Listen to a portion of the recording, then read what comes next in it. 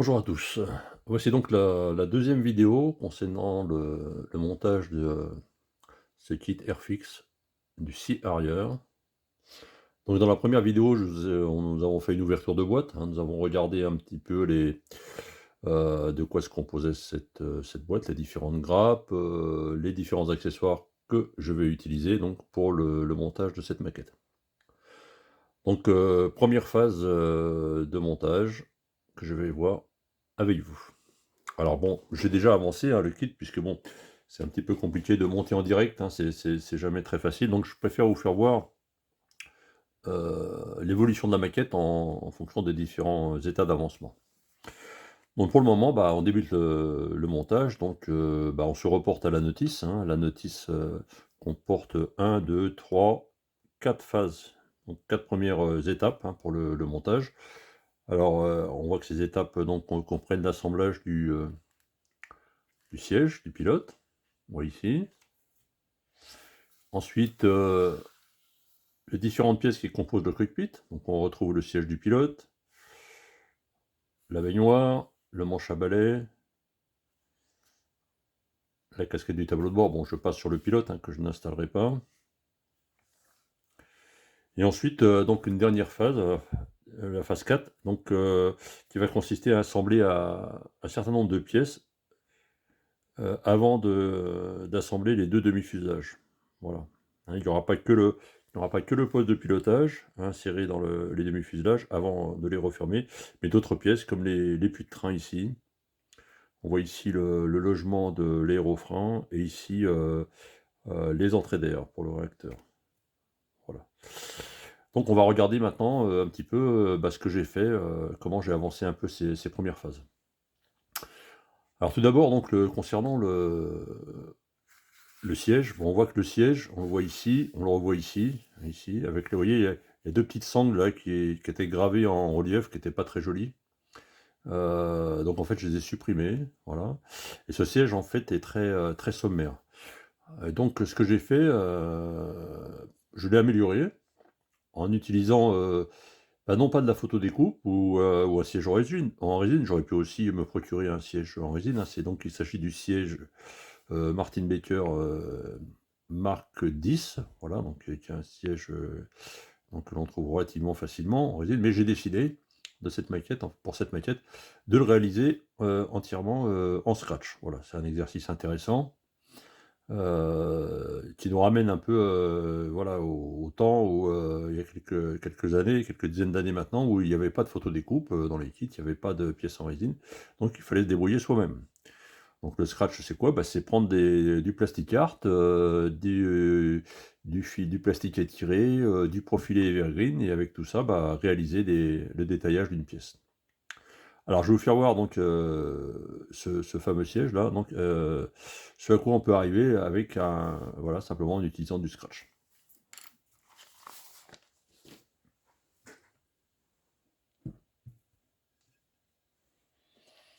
Alors pour mettre mes petites pièces, vous voyez, pour ranger les choses ensemble, j'utilise une petite boîte, voilà, un compartiment qui me permet de mettre les différentes pièces, voilà, sans les perdre. Alors on va regarder donc ce premier élément du cockpit, donc qui est le siège. Alors on va le sortir et je vais vous le faire voir en détail.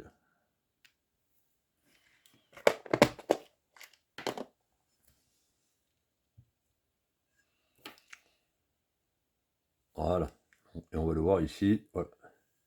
J'essaie de bien le centrer, voilà. Alors voilà comment j'ai amélioré ce siège. Alors, on va regarder un petit peu ce siège sur les différentes faces. Alors, on va commencer par le côté, vous voyez. Alors tout ce que vous voyez en blanc ici, là, ici, ces petites pièces-là, voilà. Ça, ce sont des ajouts de cartes plastiques, tout simplement. Voilà.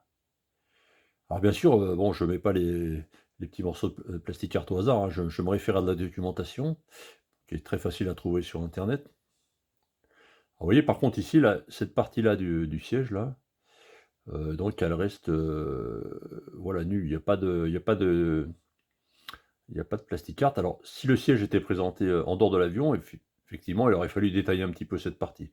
Mais là, comme le siège sera donc à l'intérieur de la baignoire, donc cette partie-là ne sera pas visible. Alors on va regarder de l'autre côté. Alors de l'autre côté, voilà, on retrouve d'autres détails, hein, donc toujours la même chose, donc du plastic art ici, un autre petit morceau ici, un autre ici, vous voyez, il y a différents morceaux. On va le regarder derrière, en face arrière. Alors en face arrière, là, bon, vous voyez déjà qu'il y a, bon, il y a un joint là, qui correspond au joint d'assemblage, donc qui n'est pas très joli, mais cette partie-là, de toute façon, sera invisible. Pardon. Donc inutile de la détailler. Par contre, la partie supérieure reste visible. Donc là, j'ai utilisé une des pièces en photo-découpe, la seule pièce, enfin, une des seules pièces en photo-découpe, donc qui était disponible sur la planche. Donc souvenez-vous, hein, cette planche, je vais vous la présenter. Donc c'est cette planche-là. Voilà, la planche en photo-découpe, vous voyez, une partie.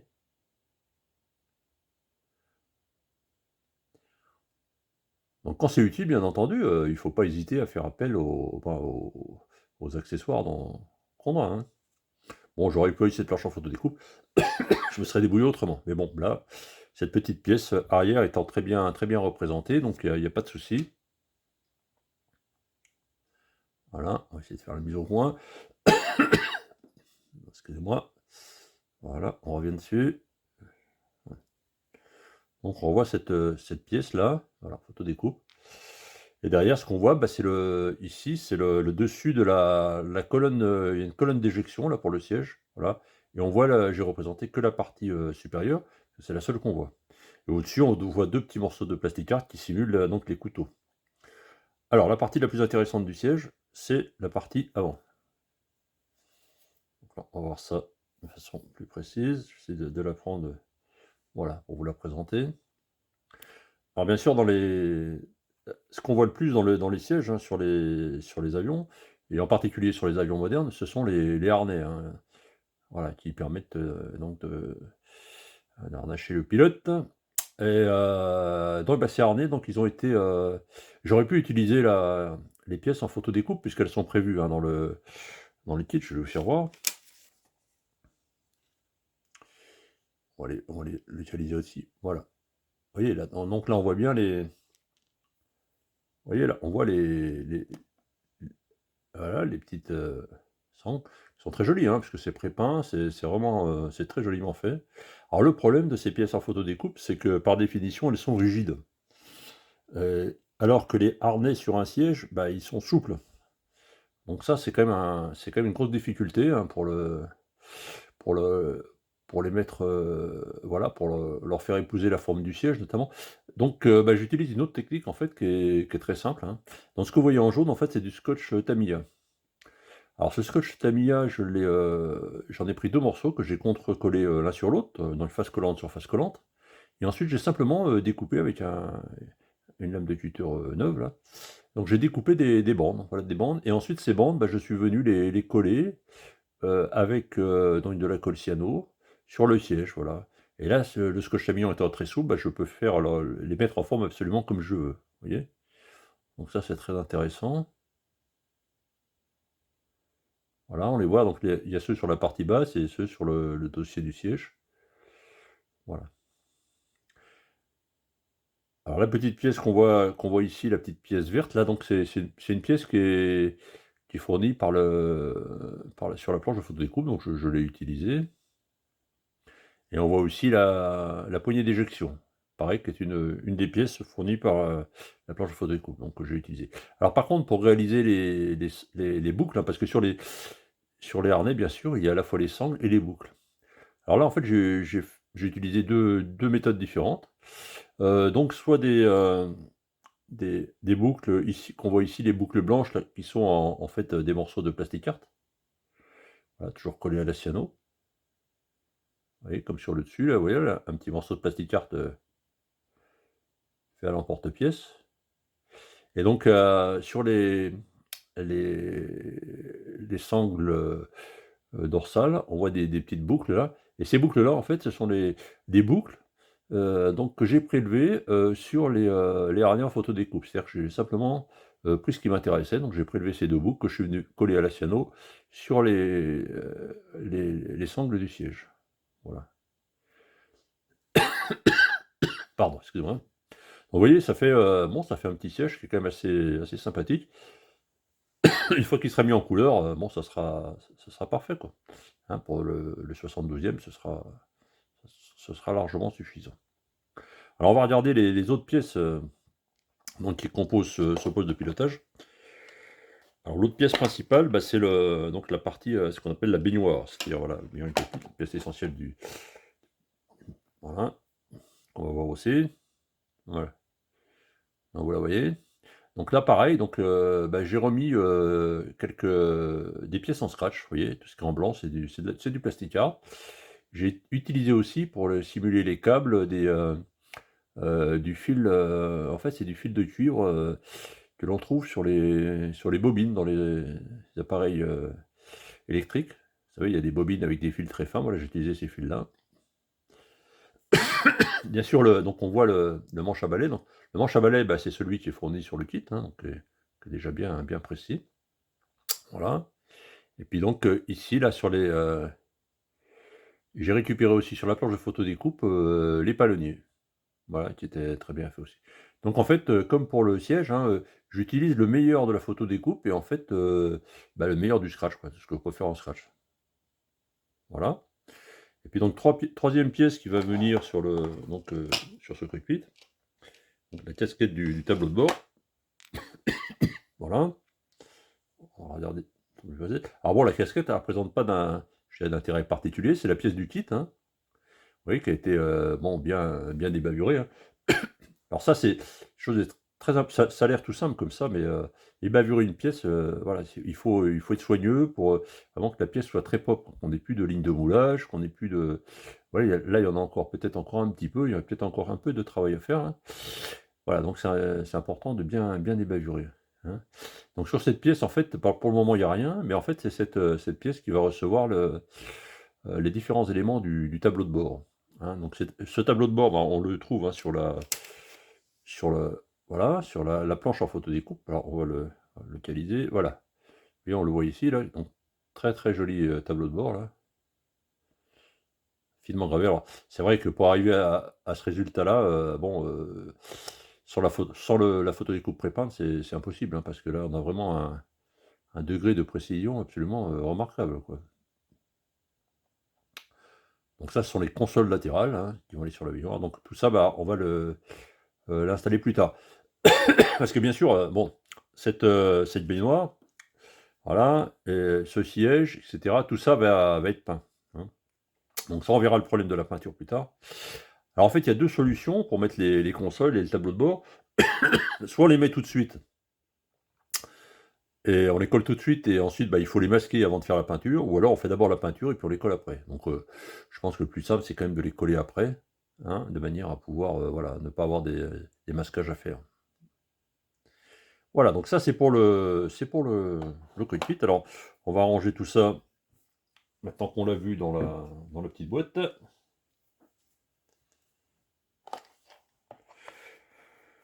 Voilà, donc je range le cockpit ici. Et on va regarder un petit peu maintenant le reste des pièces qu'il va falloir assembler avant de refermer tout ça. Alors on revient je vais revenir avec vous sur la notice, hein. Voilà, donc on revient sur la notice. Donc on arrive donc vous avez vu, hein, donc on a la phase 1, la phase 2 est faite. Alors il y a une phase 3 qui est à faire, donc qui comprend les entrées. Enfin les 2 entrées d'air ici. Derrière, on voit les ailettes du réacteur et puis bah, une pièce au fond, voilà, qui est là en fait pour obturer la vue, quoi, hein, à l'intérieur du réacteur. Mais bon, déjà, on voit déjà que c'est cette pièce-là qui va être ici sur l'entrée du fuselage, là, parce que ça c'est ouvert aussi, on va le voir là. Donc je vais prendre les pièces du fuselage, on va le voir, hein. Voilà, le fuselage, enfin un demi-fuselage. On voit donc les entrées d'air vont se positionner ici. Voilà. Donc en fait, c'est ces pièces-là qui vont se positionner ici. Mais il n'y aura pas que ça à positionner, parce qu'on voit aussi qu'il y aura positionné d'autres pièces. Il y aura les puits de train, donc le puits de train avant, un puits de train central ici, et les aérofreins. Donc plus évidemment le cockpit qu'il va falloir mettre aussi. Donc ça fait beaucoup de pièces à mettre à l'intérieur, et j'ai regardé un petit peu là, c'est pas ça va pas être très simple, hein. Les ajustements vont être, bon, peut-être un petit peu compliqués, les pièces sont compliquées, il y a plusieurs pièces à mettre en place. Tout ça devant être parfaitement, aligné et bon, voilà, donc je pense que ça va demander un petit peu d'attention et de toute façon, bah, tous ces éléments vont devoir être préparés, bien entendu, à ce stade. C'est pour ça qu'on voit que dans la phase 3, il faut assembler ça. Alors par contre, dont je me suis rendu compte là, dans la phase 3, ils préconisent d'assembler, cette pièce-là sur celle-là. OK, ça, il y a pas de problème, je l'ai fait, hein. Je vais vous la montrer. Qui correspond à la voilà, à l'entrée d'air. On va voir comme ça. Donc ça, il y a pas de difficulté particulière, vous voyez, ça a été assemblé, collé, poncé. Vous voyez, les pièces là sont voilà, là, elles sont bien poncées. On voit pas du tout le joint de collage là. Hein, donc j'ai simplement collé à la colle fluide, hein, laissé sécher et poncer.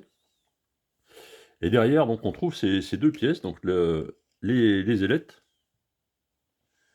Voilà, les petites ailettes de l'entrée d'air.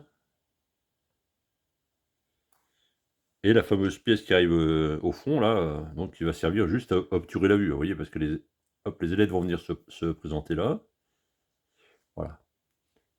En fait, ça correspond à cette pièce-là. Alors ça, par contre, là, ils conseillent de l'assembler, dès maintenant et moi, je vais pas le faire. Parce qu'en fait, une fois que les pièces seront assemblées comme ça, hein, donc l'assemblage se fait comme ça, voilà, vous voyez? Donc là, on va le voir un petit peu. Je vais vous faire voir ça de plus près. On voit les ailettes dans le fond. On voit les 2 entrées d'air, donc c'est pas mal. Sauf que là, certainement, il y aura certainement des ponçages à faire. Donc je préfère laisser l'entrée d'air ouverte, comme ça, vous voyez? De manière à pouvoir faciliter les ponçages, hein. Parce qu'une fois qu'on va mettre en place, l'entrée d'air, on va essayer par exemple celle-ci là, cette pièce-là. Alors vous voyez déjà que l'assemblage est ouais, c'est pas un assemblage facile, mais bon, la solution trouvée par Airfix est pas mal, quoi, hein. On voit que c'est quand même, il y aura pas trop de travail d'ajustage, il y en a un petit peu, mais bon, globalement, c'est pas mal, quoi. Et là, on verra bien l'entrée d'air, vous voyez? Sauf que, bah, le problème, c'est que l'ajustage ici, même s'il est, il est quand même, assez bien, il va falloir quand même, mastiquer, poncer et cetera. Donc si les ailettes, sont en place, bah, ça va être compliqué, hein. Donc en fait, les ailettes, je les mettrai en place une fois que le fuselage, les 2 demi-fuselages seront assemblés. On va regarder là, donc, voilà, ils sont bons. Vous voyez donc, sachant que sur la partie supérieure ici, voilà, ce sera l'aile plus tard qui viendra s'installer. Mais bon, une fois les demi-fusages assemblés, on a facilement accès à l'intérieur. Donc une fois que ça sera refermé, que les entrées d'air auront été collées, et cetera, poncées, ajustées, une fois que tout sera prêt, donc c'est juste à ce moment-là que je mettrai donc ces 2 dernières pièces, donc la pièce, 7B là, donc les ailettes et la pièce 6B, voilà. Donc c'est pour ça qu'il faut toujours bien réfléchir quand on regarde les phases de montage, parce qu'il est pas toujours, judicieux de suivre à la lettre les instructions d'un notice. Il faut vraiment regarder aussi, toujours anticiper sur les phases suivantes du montage, hein. Anticiper les difficultés. C'est pour ça qu'avant de commencer, il faut bien étudier le kit et puis à mesure qu'on dégrappe les pièces, voilà, bah, on les nettoie et cetera et ensuite, bah, voilà, on fait des montages à blanc de manière à voir, bah, comment tout ça va se passer, hein.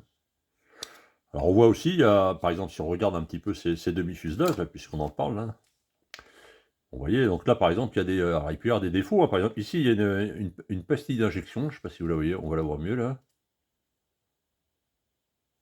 Alors on va essayer de se passer, voilà, en vue, hop, plus rapproché, voire plus rapproché encore. Voilà, donc on voit cette pastille d'éjection là, vous voyez? Bon, après elle n'est pas gênante puisqu'en fait, elle ne gêne pas l'emplacement des pièces et elle sera bien sûr totalement invisible, hein. Donc je pense que je vais la laisser, mais bon, je vais quand même vérifier parce qu'il faut toujours regarder. Sinon, qu'est-ce qu'il y avait sur cette pièce? Il y avait vous voyez ici là, il y avait une petite rotature là. Donc une rotature en fait, c'est un endroit où le plastique, se rétreint un petit peu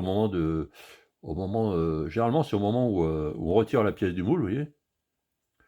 Donc cette rotation, bah, donc j'ai été obligé je l'ai comblée.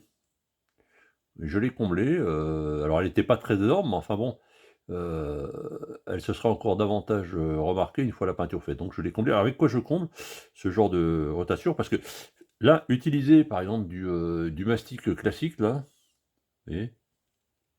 Là, c'est très compliqué parce qu'en fait, il y a juste des petits trous à boucher, des petites choses. Donc le mastic, en fait, il tiendrait pas, quoi. Alors j'ai un système beaucoup plus simple, hein, qui est puis beaucoup plus efficace. J'utilise, en fait, du mastic, du plastique fondu. Alors je vais vous faire voir ce que c'est. Alors le plastique fondu, c'est quoi? En fait, c'est des grappes de plastique, vous voyez, que j'ai mis dans un petit pot en verre vide là, un petit pot Tamiya, et donc j'ai ajouté, vous voyez, donc voilà, ça coule, hein, donc c'est du plastique fondu, et je l'ai fait fondre avec quoi? Bah, je l'ai fait fondre avec de la colle, extra fine Tamiya, que j'ai rajouté dans le pot. Alors j'ai pas pris un pot neuf, hein, mais bon, souvent, les pots, vous voyez, les pots Tamiya qu'on utilise, bon, à la fin, ils sont un peu, bah, déjà, ils sont un peu moins bonne qualité, puisque ça s'est un petit peu évaporé. Souvent, bah, voilà, si c'est plus tellement transparent parce qu'il y a du dépôt, tout ça, enfin, il y a toujours un fond de colle là, on ne sait pas quoi faire. Donc moi, bah, finalement, j'utilise ce fond de colle pour le faire fondre le plastique. Alors je vais vous faire voir, hein, comment ça se présente. On va voir, donc on va prendre une petite pince ici. Vous voyez, ce plastique, voilà, c'est du plastique fondu, oui. Donc là, ça fait des fils, hein, vous voyez, hein, donc alors c'est très intéressant parce que ce plastique fondu, une fois qu'on va l'appliquer sur une pièce, sur une autre pièce en plastique, bah, il va sécher. Et l'avantage, en fait, c'est que ça va faire un peu comme une véritable soudure, puisqu'en fait, on va utiliser le plastique sur du plastique, vous voyez.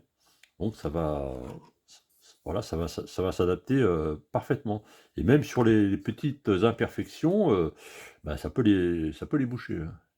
Voilà. On le voit ici, vous voyez? Là, l'imperfection n'était pas très, très importante, mais le plastique a parfaitement, comblé cette petite, cette rotation. Alors ça peut aussi servir, hein, pour boucher des trous un peu plus importants, hein.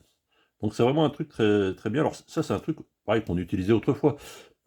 Parce qu'à l'époque, bah, moi, quand j'ai commencé à faire de la maquette, dans les années, ouais, j'ai commencé dans les années 60, donc il n'y avait pas, bien sûr, de colle spécifique pour maquette, hein, à part les petits, comment dire? Les petites gélules de colle qu'on trouvait parfois dans les boîtes de maquette, il n'y avait pas grand-chose. Donc en fait, on faisait fondre ce plastique. Alors là, on n'avait pas de colle Tamiya, mais on utilisait donc du trichloroéthylène. Produit extrêmement dangereux d'ailleurs pour les enfants, mais enfin bon, on l'utilisait quand même. Et donc ce trichloroéthylène, faisait aussi le fondre le plastique. Alors c'est un produit qui n'existe plus, hein, trichloroéthylène. Donc bah, maintenant on utilise ça. Alors si, ce plastique fondu qui est assez épais là, vous voyez? Heu, plus on va mettre de diluant, c'est-à-dire de colle, hein, bah, plus le plastique va se fluidifier en fait, et on peut le fluidifier jusqu'à obtenir une colle. C'est-à-dire qu'on peut très bien se servir de ce genre de produit, hein, pour coller. Voilà. Hein, on obtient l'équivalent d'une colle, hein, vendue dans le commerce maintenant, quoi. Alors bon, maintenant, si c'est bon, c'est vrai que c'est un peu moins pratique, mais voilà, c'est pour vous dire que voilà, hein, les vieux trucs là, des anciens, bah, ça marche toujours, quoi, hein. Voilà, plastique fondu. Voilà, et ça se conserve, hein, très longtemps, hein. Une fois que c'est dans le pot, c'est hermétique, on peut conserver ça des semaines, il y a pas de problème. Puis si vraiment ça devient un peu trop dur, bah, il suffit de rajouter de la colle et de leur diluer, et ça fonctionne à nouveau. Voilà, voilà pour cette petite aparté concernant le plastique fondu. Alors on va revenir sur notre kit, là. Donc voilà, donc on a parlé déjà du positionnement de l'entrée d'air, hein, qui va pas être facile, hein, donc voilà, qui va demander quand même un petit peu de soin, et puis du ponçage derrière. Donc il va falloir quand même, comment dire? Voilà, il faut faire attention, donc je vous ai déjà fait voir, voilà, donc on va positionner comme ça. Alors il t'a remarqué quand même que le Airfix quand même a fait un très gros effort, parce que, heu, tout l'intérieur de la tuyère est représenté, hein, vous voyez? Toute cette entrée est représentée. Parce que souvent sur les kits, bah, là, ils se contentent de mettre une partie qui obture la vue, et puis basta, quoi, hein, donc c'est pas du tout réaliste. Alors que là, on a une entrée d'air qui va être extrêmement réaliste. Voilà. Donc ça, sur ce côté-là, bravo Airfix. très bien vu pour l'entrée d'air, entrée d'air d'ailleurs un peu compliqué, hein, sur le arrière, c'est un truc un peu compliqué, particulier, donc bon point pour le pour Airfix. Alors on va voir, donc je remets cette pièce-là voilà, dans ma petite boîte, voilà. Alors ensuite on remarque, donc sur la notice, on va revenir sur une vue un peu plus générale. On remarque sur la notice donc il y a quelques autres pièces ici, hein. Donc en fait ça c'est le puits de train. Avant, il y a un puits de train central, parce qu'on le verra, le train d'atterrissage du Harrier est vraiment particulier, hein. Bon, comme tout ce qui est anglais, hein, les Anglais font toujours des choses un peu particulières. Voilà, donc les avions n'échappent pas à cette règle. Et ensuite, on a l'aérofrein. Alors je vais vous faire voir ces pièces, hein, je les ai déjà dégrappées, hein. On va regarder ça en détail. Alors je vais reprendre mon support, de manière à ce que vous voyez ça en détail. Alors, retournons. Voilà. Alors, je vais sortir ces pièces. Alors ici, vous avez donc la pièce, la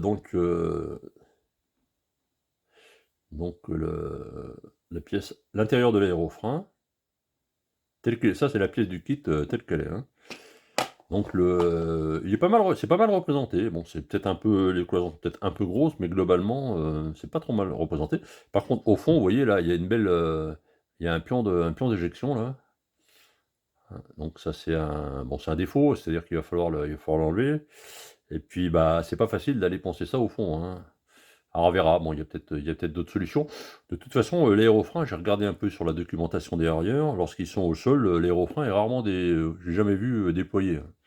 Donc je pense de toute façon que l'aérofrein il sera fermé, donc sachant qu'il y aura une trappe qui viendra le volet d'aérofrein sera fermé, donc l'intérieur ne sera pas vu, donc je pense que je vais pas trop m'embêter avec cette pièce-là. Alors ensuite, il y a les puits de train. Alors on va regarder le puits de train central. Voilà. Vous voyez. Alors, voilà le puits de train. Alors par contre, les puits de train, ils peuvent être ouverts ou fermés en fait au sol, hein, et quand ils sont ouverts en fait, quand ils sont fermés pardon, il n'y a que cette partie-là, là où va se fixer la jambe du train d'atterrissage qui est visible. Donc tout le reste est couvert par les trappes, donc on ne s'embête pas. Ceci étant, ils peuvent être ouverts ou fermés, mais moi j'ai rarement vu, au sol, j'ai pas vu de photos de arrière avec les trappes fermées. Bon, c'est sans doute possible, hein, mais je le vois pas, donc je vais quand même, je vais représenter les trappes ouvertes. Ça veut dire que, bah, l'intérieur ici, si vous voulez, il se verra. Alors j'ai 2 solutions, soit je le laisse tel quel, c'est possible, hein, mais bon, vous voyez, il y a des endroits à nettoyer qui vont pas être sains. Il y a ici, là, alors, ça doit être un pion d'éjection aussi, j'imagine, parce que je comprends pas ce qu'est cette pièce-là, donc il va falloir l'enlever. Donc voilà, c'est un peu compliqué. Alors, plutôt que d'essayer de nettoyer, d'enlever ce pion, et cetera, parce que c'est assez compliqué, bah, finalement, je vais, simplement refaire les puits de train d'atterrissage en scratch. Alors j'en ai fait un, je vais vous le montrer pour vous faire voir un petit peu ce que ça donne. Alors j'enlève celui-ci, qui est la pièce d'origine, et je vais vous présenter donc la pièce que j'ai refaite. Alors voici, alors ça c'est le puits de train avant, vous voyez? Alors c'est pareil, sur le puits de train avant, il y avait un petit pion, de centrage qui était là, enfin et puis bon, c'était assez grossier. Alors, vous voyez, on va regarder un petit peu le détail. Donc vous voyez, j'ai refait en scratch, donc toujours la même chose, hein, des petits morceaux de plastique art, du plastique étiré pour simuler les canalisations, les câbles là, sur le côté. Puis pareil derrière. Alors et puis le fond a été refait, vous voyez, le fond a été refait, donc il y a de la carte plastique ici, et des morceaux d'étiré qui sont mis là. Ce qui fait que ça fait voilà, un détaillage qui est assez réaliste. Alors, la documentation sur l'intérieur des puits de train, personnellement, j'en ai pas vu. Je sais pas, j'ai pas réussi à trouver, hein, ce qu'on voit à l'intérieur du puits de train. Bon, ceci étant, c'est pas bien gênant parce que de toute façon, il est hors de question de représenter toutes les pièces qui ont un puits de train. C'est trop compliqué, hein. C'est pas possible, surtout au 72e.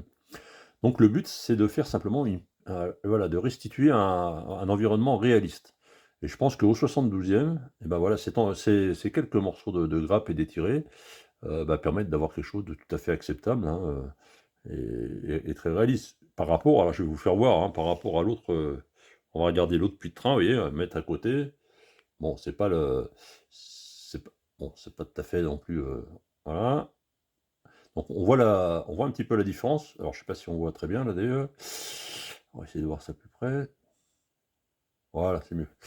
Donc on voit quand même la différence de finesse entre celui-ci qui a été refait et celui-ci qui est la pièce du kit, quoi.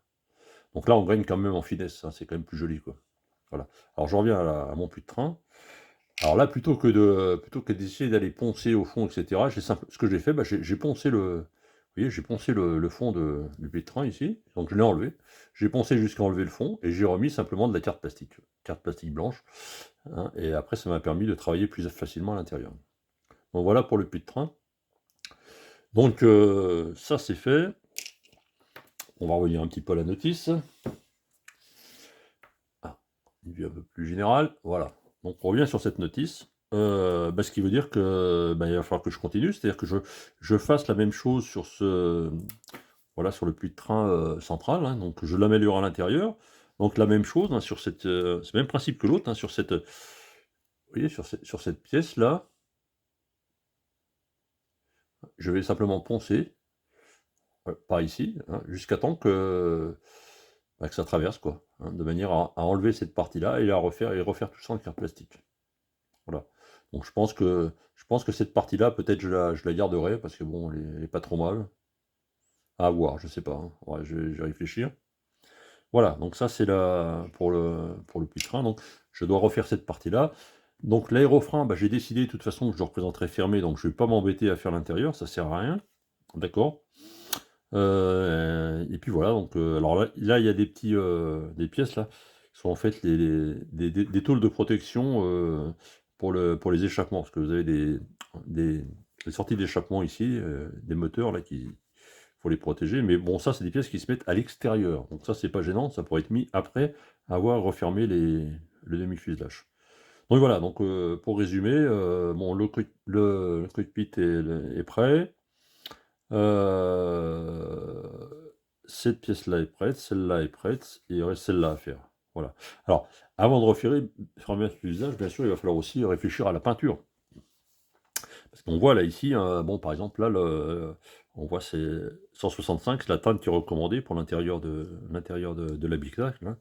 Donc 165, c'est un gris clair, voilà, hein. Donc on va voir après, mais ça on verra après, hein, pour la peinture, mais il ne faudra pas oublier, comme il y aura des éléments à peindre, bon tout ça bien entendu, il faudra le peindre, hein, tout ce qui est la baignoire, et cetera, il faudra le peindre, parce que sinon après ce sera plus accessible. Donc il y a déjà là, après cette quatrième étape de montage, il va falloir donc attaquer une première étape donc de peinture. Donc on verra, je vous expliquerai donc à cette problématique de la photo découpe pré-peinte déjà. Donc on va voir un petit peu comment faire à la fois peindre les pièces qui ont été modifiées et puis utiliser les pièces en photo découpe pré-peintes. Bien, bah voilà, écoutez, donc ça c'est voici pour la première étape du montage. Donc vous voyez qu'il y a déjà pas mal de, pas mal de choses voilà, qu'on a faites, hein. Donc là, donc le scratch et un peu de photo déco voilà, pour le cockpit. Et puis pour les autres pièces, les puits de train, donc du détaillage en scratch, un ajustage à prévoir de l'entrée d'air. Voilà. Voilà donc pour cette deuxième vidéo donc qui se termine donc sur cette première étape.